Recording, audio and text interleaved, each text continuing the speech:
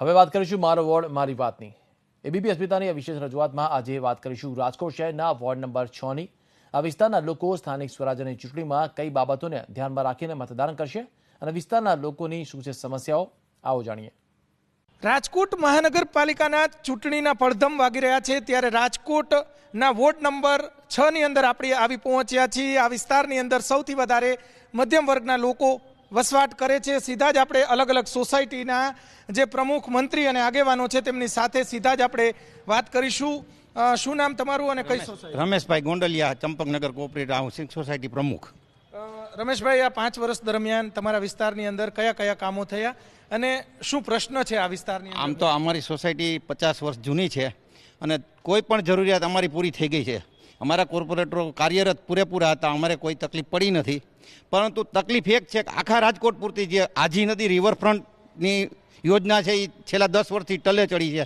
બીજું કે આજી નદીની અંદર જે ગાંડીવેલ છે એમાં મચ્છરોનો ઉપદ્રવ અતિશય છે. એની મચ્છરોનો ઉપદ્રવ નાબૂદ કરવા માટે કોઈ ઠોસ પગલાં લેવામાં આવે એવી જરૂરિયાત છે. બાકી અમારી સોસાયટીમાં અમારા કોર્પોરેટર તરફથી અમને કોઈ અસુવિધા પ્રાપ્ત નથી થઈ. ચોક્કસ કામો થાય છે, પાણી આવે છે? હા, બધું પાણી, કોઈ વીજળી, કોઈ તકલીફ નથી અમને. સફાઈની કે પાણીની કોઈ જાતની, બધું રેગ્યુલર ચાલે છે.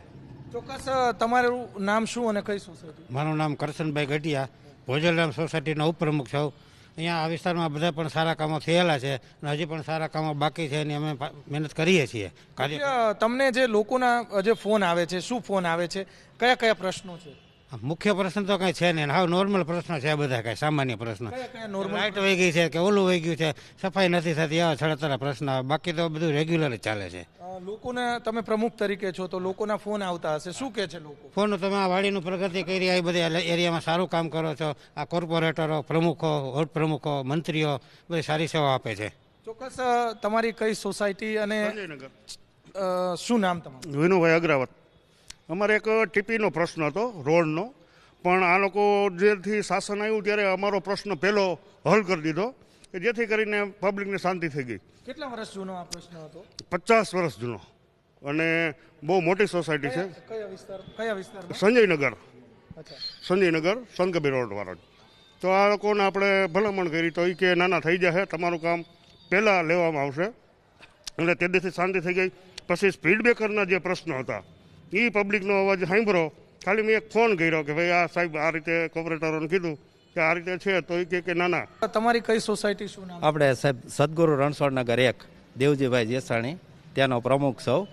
અને અમારે સાહેબ અત્યારે તો જો આપણા હાલના કોર્પોરેટર બધા આ 2-3 દિવસ નિવૃત્ત છે, પણ એ લોકોએ તનતોડ મહેનત કરી અને અમારો એક પ્રશ્ન એવો નથી રહેવા દીધો. પછી ભલે પાણી ન હોય કે સફાઈ ન હોય કે કોઈ દવાખાના ન હોય, તો એ રમેશને માટે રાત્રે કદાચ આપણે 10 વાગે ફોન કરીને તો એ લોકોએ પોતે આવી અને પોતા અમારા કામ એને સુલટાઈ. તમને તમારી કઈ સોસાયટી છે?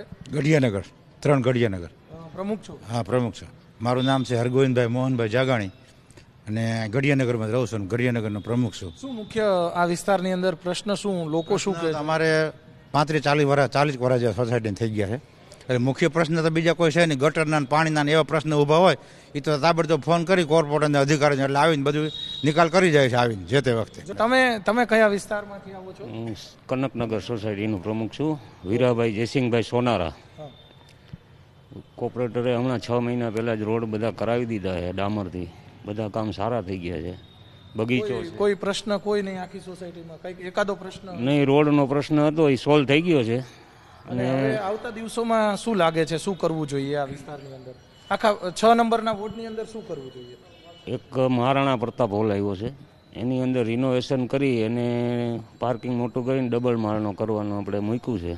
એ દરખાસ્ત મૂકી છે, એ કરી દઈએ તો બહુ સારું કહેવાય. અને રોડ રસ્તા? રોડ 6 મહિના પહેલાં જ અમે બહુ ડામરથી 11 શેરીમાં સારા બનાવી દીધા છે. નળનો કંઈ પ્રશ્ન નથી. તમારા વિસ્તારની અંદર મુખ્ય પ્રશ્ન શું 6 નંબરની અંદર? અમારા વિસ્તારની અંદર મુખ્ય પ્રશ્ન કોઈ રોડ, ગટર, પાણી અને લાઇટનો પ્રશ્ન નથી. સરકારી ખાતામાં એ જ વસ્તુ વધુ આવે છે. પણ એક પ્રશ્ન અમારે રહે છે કે જે અમારા રોડ, સંતકબીર રોડ ઉપર વોર્ડ નંબર 6માં આવેલી સૂચિત સોસાયટીને હજી ટાઇટલ કરવા માટે, ખાસ કરીને અમારી ગઢિયાનગર સોસાયટીને ટાઇટલ કરવા માટે અમે મહેનત કરી રહ્યા છીએ. અને એમાં સરકાર સહયોગ આપે. અન્ય જે સોસાયટીના જે આગેવાનો સાથે પણ આપણે વાત કરીશું.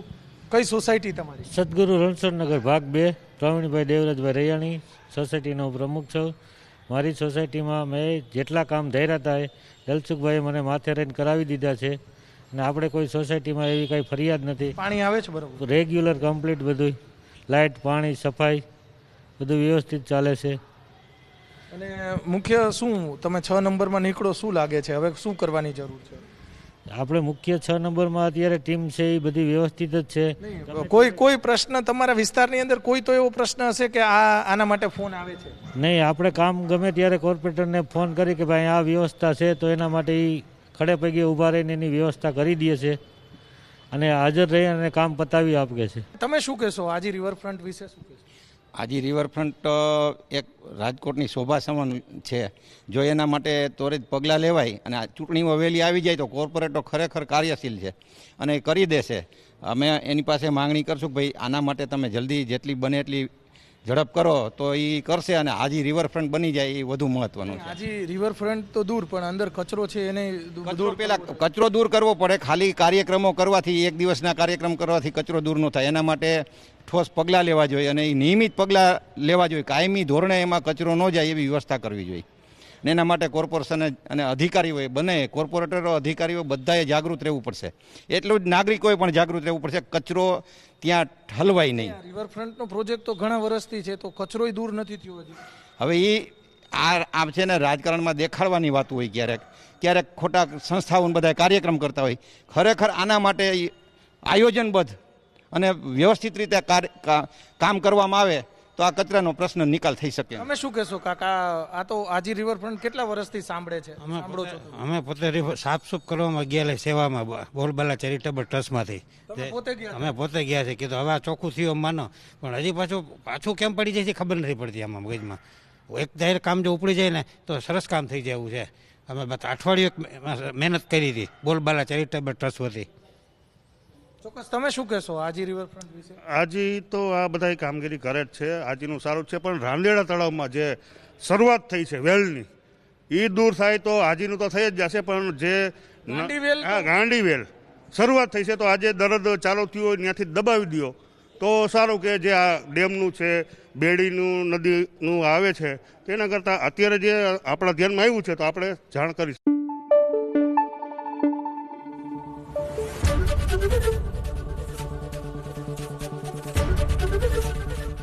એબીપી અસ્મિતા, ગુજરાતની અસ્મિતા.